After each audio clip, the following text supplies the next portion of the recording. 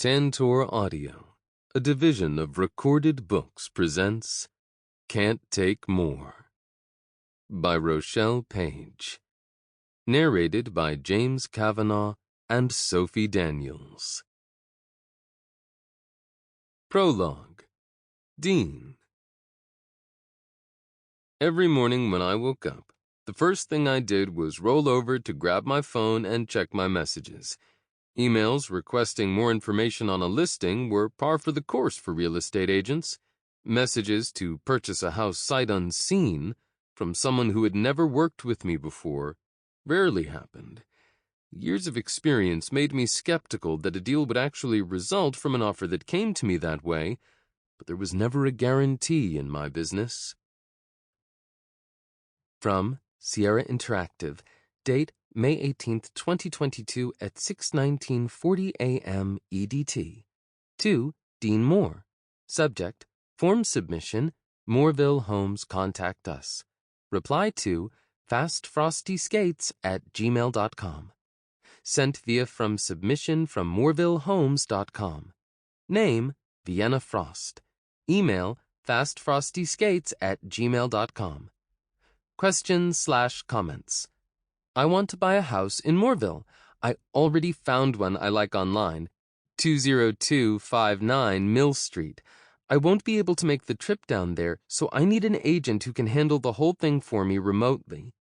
Could you do a walkthrough and send me some additional pictures or a video? Today must have been my lucky day, because I was already planning to tour the Mill Street listing this morning during a broker's open house. I wouldn't be out more than the few minutes it would take me to upload the video and send it to Vienna Frost if she ended up not being interested. Not that my potential client needed to know that I already had the visit planned, or that I would be more surprised that the sale went through than if it didn't, especially since the email address she used didn't exactly inspire confidence. From Dean Moore. Subject 20259 Mill Street. Date May 18th, 2022, 7:32 a.m. EDT.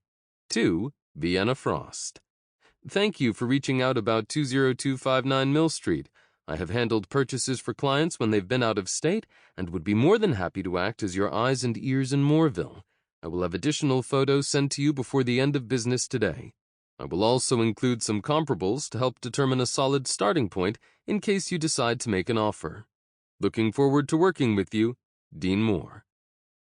I was surprised when she replied only 5 minutes later, and a little more hopeful that her interest in the house was serious. From Vienna Frost. Subject, Re 20259 Mill Street. Date, May 18th, 2022, 7:37 a.m. EDT. To Dean Moore. Thanks for your quick reply.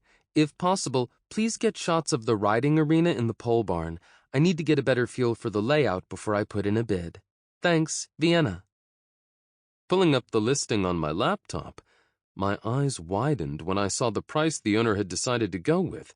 The $750,000 price tag was a good $100,000 higher than I'd expected, but the real estate market was hot at the moment, so sellers could pretty much ask for whatever they wanted. Lured by the possibility of a $20,000 commission falling in my lap, I combed through the listing and pulled the comps I'd promised her. Then I jotted down some notes on similar properties currently on the market before replying again. From Dean Moore. Subject, Re 20259 Mill Street. Date, May 18th, 2022, 7:52 a.m. EDT. To Vienna Frost. Will do. What about the stall barn? Best regards, Dean Moore. Her reply was almost instantaneous again, but it only left me with more questions, like, why did she want to buy a house with a pole barn big enough for a jumping arena in the first place? From Vienna Frost. Subject, Re 20259 Mill Street. Date, May 18th, 2022, 7:53 a.m. EDT. To Dean Moore. I'm not worried about that since I don't own any horses. Thanks, Vienna. From Dean Moore. Subject, Re 20259 Mill Street. Date May 18th, 2022, 7:54 a.m. EDT. To Vienna Frost. Can I ask what you'll be doing with the riding arena if you don't have any horses? Best regards, Dean Moore. She left me hanging all day, but that didn't stop me from doing what I'd promised. While I was at the broker open house, I let the listing agent know that I might already have someone interested in the property. Hal practically salivated over the possibility of selling the place so soon after it was listed, and sent me pictures and a video tour that hadn't been uploaded to MLS. Between what he gave me and the photos I took, I had plenty to send to Vienna when I went into the office that afternoon. So much that I had to save everything to my cloud-based storage and send her a link instead. From Dean Moore. Subject, Re 20259 Mill Street. Date, May 18th, 2022, 2:48 p.m. EDT. To Vienna Frost. I have uploaded additional photos and a video tour of the property to the following drive, 20259 Mill Street. Attached, you will also find my analysis of the comps. With the amount of land and outbuildings for this particular property, there aren't many recent sales with similar features. However, I do believe the buyers would consider an offer below asking. Not by much, but there should be at least a little room for negotiation. Best regards, Dean Moore. From Vienna Frost. Subject, Re 20259 Mill Street. Date, May 18th, 2022, 6:13 p.m. EDT. To Dean Moore. Thanks for being so quick to get me this information. I guess picking you because your name sounds as though you're part of the town's founding family was the right call. I'll follow up after I've had the chance to look over everything you've sent. To answer your earlier question, I plan on turning the arena into a synthetic ice rink. Would I need any permits for that? Thanks, Vienna. I blinked rapidly as I tried to process her response. As far as I knew, nobody in Moorville had ever put a rink up on their property, not even a small one in the backyard. There was already a rink in town with 2 sheets of ice, and the Park District had an outdoor rink they opened during the winter months. Plus, plenty of ponds froze over when it got cold enough outside. Vienna had to be a skating fanatic to want a rink of her own, let alone one the size of the riding arena I had taken pictures of earlier today. It also made me reassess her email address and convinced me that she just might be a serious buyer. From Dean Moore. Subject, Re 20259 Mill Street. Date, May 18th, 2022, 6:48 p.m. EDT. Since the synthetic rink would be installed in an existing structure, I don't believe any permits or inspections would be required. I could check with the local code inspector if you'd like. Please note that with the property's zoning, the rink would need to be for your personal use. Best regards, Dean Moore. I didn't hear back from Vienna for several days, and my doubts returned. Not for long, though. 1 week after she first contacted me, I woke up to another email from her. From Vienna Frost. Subject, Re 20259 Mill Street.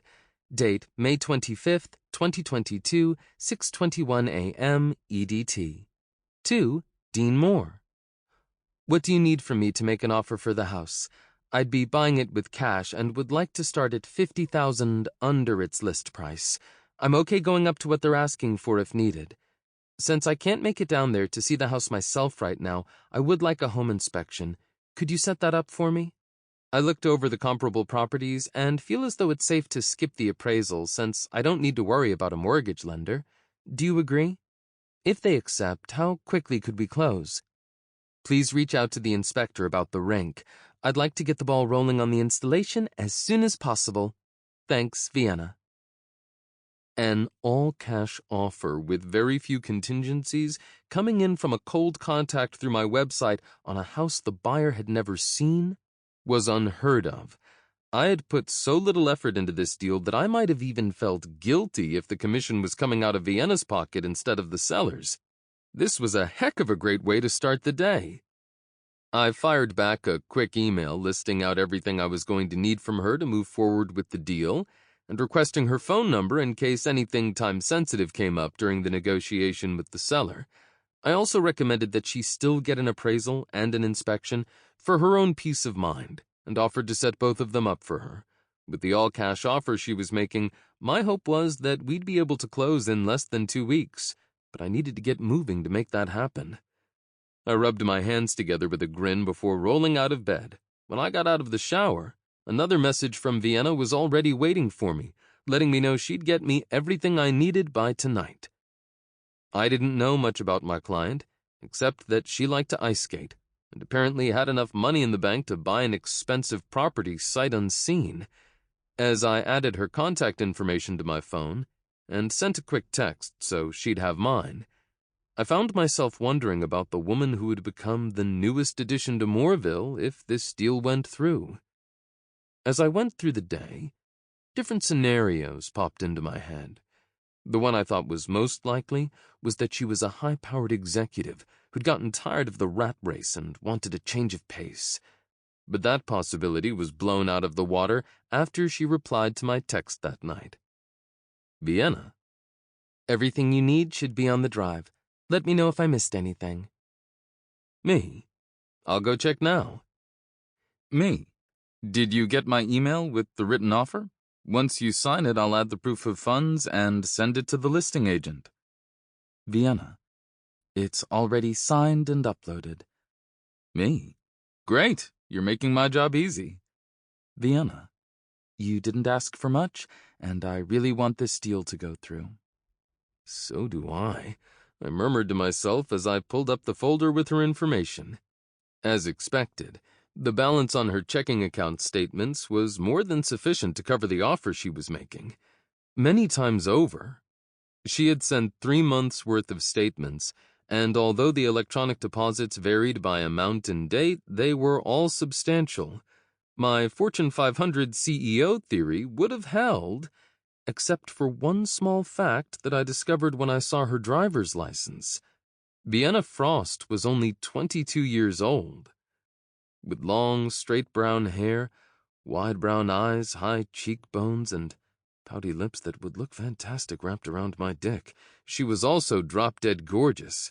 BMV photos were notoriously bad, so I could only imagine how much prettier she'd be in person. I opened another tab on my web browser and started to type her name into the search engine before shoving away from my desk. It didn't matter how attractive she was, because Vienna was a client. I never mixed business with pleasure. This was a rule I'd never had a problem with in the past, but I had to remind myself of it many times over the next few weeks. Chapter 1. Vienna. Upset that my mom had grounded me, I ran away from home when I was 10. I had wanted to go see my dad, but he lived in another state, and I only made it 3 streets down before my mom found me. Although I was 12 years older now, I felt much the same as I did back then. Only this time, I actually had a way to get where I was going. The house I'd bought, in a town I'd never been to before. I had timed my escape with the start of my morning workout, which gave me a good 8 hours before anyone would think to look for me, since today was an off-ice training day. I'd made it all the way to Moorville without my cell phone ringing once. As the door to Leaves and Pages shut behind me, my lips curved into a smug grin over how smoothly my day was going. I had spotted the adorable tea room and bookshop on the main drag through town as I followed the GPS directions to my new home. Since the furniture store wasn't due to deliver all the stuff I had ordered for another 30 minutes, I pulled my Porsche Taycan in a spot right in front of the store. During my 3-hour drive, there had barely been any traffic, which put me ahead of schedule. Now I had a delicious cup of Earl Grey tea to perk me up, and since there wasn't anyone around to watch my calorie count, I treated myself to a blueberry muffin. As I made my way back to my SUV, an older gentleman called out, "Good morning, young lady." Glancing over my shoulder to where he was sitting on a bench in front of the shop I had just left, I smiled wide. "Thanks. I hope you have a great day." Small towns must be a lot friendlier. because strangers never said hello to me in Chicago. It would take some adjustment to get used to the change of pace, but that's what made Moorville the perfect choice. The last place my mom would think to look for me was in a small town in Indiana, since I was a big city girl. She'd raised me in the suburbs of Chicago and moved us downtown as soon as she could afford a nice place on the Gold Coast, one she paid for using money I had earned, without giving me much of a say in the purchase. Although I didn't complain much, since the 3-bedroom condo she picked had a lot going for it. It had great views of Lake Michigan and Navy Pier, valet parking, someone manning the door to the building around the clock, and access to a fully equipped workout room and rooftop pool. I loved the open floor plan, and there was more than enough room so I didn't feel as though I was living right on top of my mom and younger sister. The location was great, too. The condo was only a 20-minute drive from the rink where I did most of my speed skating training, and Chicago was less than 2 hours from the Pettit National Ice Center, where so many Olympic speed skaters had trained, including me at times. As far as the world was concerned, I had everything going for me. The carefully curated photos of my home plastered all over social media made it seem like I had the perfect life. What nobody saw was how my mom claimed the master suite for herself, even though my name was on the deed, or that I moved into the smallest room after Nadia complained about being stuck in it, and that I had almost no say in just about anything, except for my training regimen. My family lived off my money, and they would do just about anything to keep it rolling in. My mom steamrolled until she got whatever she wanted from me, and Nadia had taken her cues from her, bulldozing right over me when she wasn't getting her way. I'd let it happen for years, but not anymore. I was done putting their needs above mine. I just wasn't ready to deal with their drama over the steps I'd taken to regain control over my life. My mom wouldn't understand why I suddenly wanted to live in such a small town, at least while I tried to figure out the existential crisis that I found myself smack dab in the middle of. She was also going to blow a gasket when she discovered that I'd retracted the durable power of attorney she had talked me into granting her when I first started making decent money on social media a few years ago. Since her name didn't appear on any of my accounts, and the bank had been notified of the retraction, it wouldn't be long before she found out that she no longer had access to my money. With how frequently she transferred funds over to her account, probably by the end of the week at most. It would have been sooner, except I timed my departure so that she just paid off all the major bills last week. Although, she might look earlier than I expected, because Nadia would definitely notice that I had temporarily disabled my social media accounts way before then. And then when she tried to reinstate them, she would realize that I had locked her out of the accounts. My sister would lose her mind over not having access to the profiles she considered to be more hers than mine. It was my face all over them, but Nadia was the one who did almost all of the posting and commenting. Yet another example of how my mom exerted control over my life. Before I'd gone into Leaves and Pages, I changed all of my passwords, my contact information, and set up 2-factor authorization to send codes to the prepaid cell phone I'd bought at a convenience store an hour earlier. My plan was to call the doorman of our building to ask him to deliver the notes I'd written my mom and Nadia when the calls and texts started coming in from them. Then, I would turn off my old phone for a few weeks, just like I'd explained I was going to do. I knew I'd made the right choice, but my hands were clammy as I pulled into the long driveway leading to my new home. After I parked in front of the 2-story brick house, I grabbed my cell phone from the passenger seat. Glancing down at the screen, I pulled up the text thread with the only person I knew in Moorville, Dean Moore, my real estate broker. I smiled as I scrolled up to the conversation that had soothed my last-minute doubts about my plan when it was my last chance to back out of the deal. Dean, did you get the packet from the title company? Me. I did. Everything is signed and notarized. I'm sending it back overnight mail, so you'll have it tomorrow. Dean. Are you sure you want to move to Moorville? This is your last chance to back out of the deal. Me. I'm positive. Dean. You're putting a lot of trust in a guy you've never met before. Me. Are you trying to talk me out of this? Dean. No, just wanted to make sure you've considered the risk you're taking buying a house you've never seen from a guy you've never met. Me. You're sweet to worry. Dean. I am not sweet. Me. But I'm not just blindly trusting you. I have reports from the house inspector and title company, too. Dean. Both of whom I recommended to you. For all you know, they're in on the con. Me. I'm pretty sure trying to talk me out of the sale would get you kicked out of the Con Artist Guild. Dean. We're not organized enough for a guild. Me. Are you trying to tell me that Moorville is a hotbed of criminal activity? If so, you're all doing a great job of keeping it quiet. Dean. I guess you'll find out when you move in.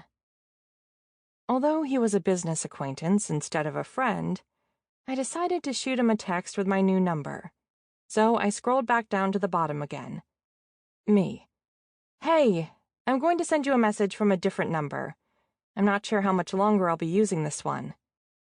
He replied before I even had the chance to plug his contact information into my new phone.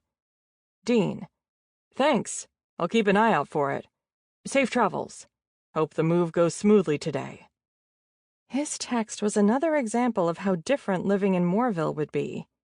The only contact we'd had after the closing were a few messages later that afternoon about the installation of the rink and the pole barn.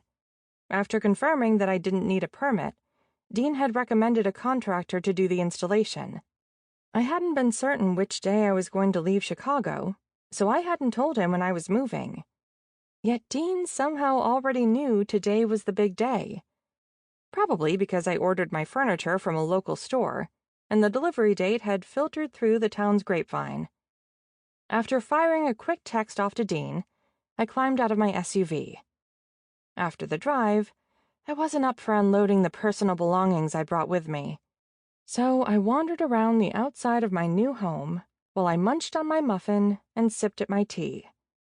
When the delivery truck arrived 20 minutes early, I decided the lack of privacy was worth the benefit of great customer service. I'd already experienced it when I'd stopped at Leaves and Pages. The woman who'd taken my order had been so kind, and I loved how her husband and the teenager I'd assumed was her son had hovered around her. She definitely deserved the help, since she looked as though she was ready to pop out the baby she was carrying any day. And it wasn't as though I wasn't used to people being interested in my life. Every single citizen of Moorville could stick their nose in my business, and it would still be a fraction of the people who followed everything I did on social media. Striding toward the driver's side of the truck, I beamed a smile at the man who climbed out. With his wiry frame, gray hair, and heavily lined face, he was the opposite of what I expected from someone who spent the day moving furniture. But I understood why, when two brawny guys who were younger versions of him piled out of the other side. Are you Vienna Frost? He asked, as the two headed toward the back of the truck to lower the lift gate and open the rear door. I nodded. I am. I'm Victor Reinhold, of Reinhold's Furniture. He stretched his hand out to shake mine. Nice to meet you. With an order like yours, the pleasure's all mine. Turning toward the house, he planted his fists on his hips as he scanned the front. Heck of a place you got here. I'm glad you picked my little store to help you fill it. Thanks. I ducked my head as I admitted, I haven't made it inside yet. Want me to give you a tour while Mark and Mike unload your stuff? He offered with a grin. I know the previous owners, so I'm familiar with the house. I hadn't realized I was nervous about walking through the door of my new home by myself until I knew that I didn't have to. That would be wonderful. Mr. Reinhold led me up the steps and waited for me to find the key I'd tucked into the bottom of my purse when I'd received it in the mail from Dean. After I unlocked the door, it swung open with a slight creak. He peered at the hinges. I'll have one of the boys put some WD-40 on these to get rid of that squeak. Oh, you don't have to do that. Don't be silly. He waved off my concern as I walked past him into the house. It won't take but a minute, since I have some in the truck. In that case, thank you very much. He beamed an approving smile my way. You're quite welcome. Over the next hour, Mr. Reinhold gave me a tour of my home, while his sons unloaded the truck and moved my new furniture around until each piece was exactly where I wanted it to go. Before they left, he made sure the door hinges were properly lubricated and fixed a few other small things he noticed around the house. As I walked them outside, Mark asked, Heard you had an ice rink put into the pole barn?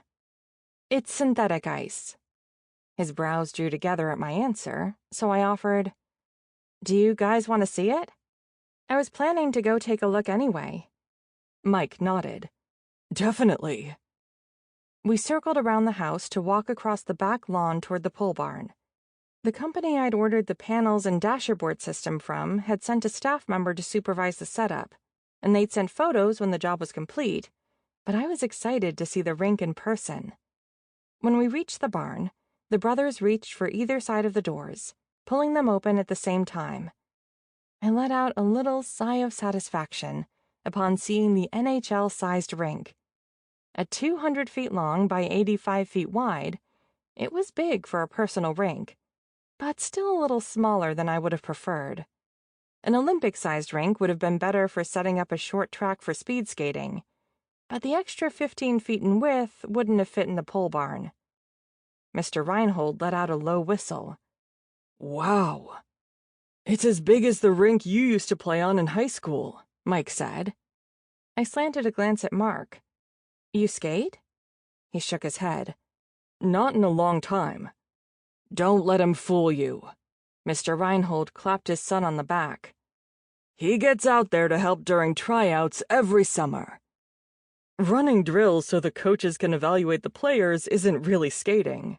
Mark disagreed, ducking his head. Sure it is. I jerked my chin toward my rink. If you ever want to lace up your skates and give synthetic ice a try, let me know. That's mighty kind of you, Miss Frost. Vienna, please, I offered, for about the 100th time today. Never gonna happen, Mike muttered, while his brother asked, Can I feel the surface? Sure. I rounded the steel and aluminum framed dashboard encasing the rink and pulled open the nearest door. Crouching low next to Mark, I ran my fingertips across the synthetic ice. I went with the thickest panels they offered. I'll be using the rink a lot, and little pieces of the plastic will come off as I skate. Mark examined the dovetail joints, where the panels had been pounded into place next to each other. It's pretty damn neat that you'll be able to skate in here year-round, without needing to worry about keeping it cold. It's definitely convenient, I agreed with a nod as I stood. And it'll keep me on the ice while I try to set something up with the local rink, so I can skate there too. Have you reached out to them? Mike asked. I shook my head. Not yet, but it's high up on my never-ending to-do list. As long as you aren't picky about when you skate, they should definitely be able to give you some time. I can check for you, if you'd like. At my surprised look, Mark added, I know the manager. That would be great. Please let them know that I'm up for a skate pretty much any day of the week, any time. He chuckled. To build a rink like this on your property, you'd have to be. With how much time I spent practicing, I would get my money's worth. Not many people could say the same, though, and I couldn't help but feel a twinge of regret over the distance I'd needed to get from my mom and sister, when they were partially to thank for my ability to afford this place. Chapter 2. Dean. As a real estate broker with a few agents working under me, Fridays were one of my busiest days. That was when a lot of new deals tended to come together, sales in process closed, and owners called to list their home, hoping an agent could come out and take pictures over the weekend. But there really wasn't any off day in this business. I was always busy, networking to generate business. By mid-afternoon, I was already tired and craving a treat, Luckily, I had an in with someone who carried the best baked goods in town. Sample complete. Ready to continue?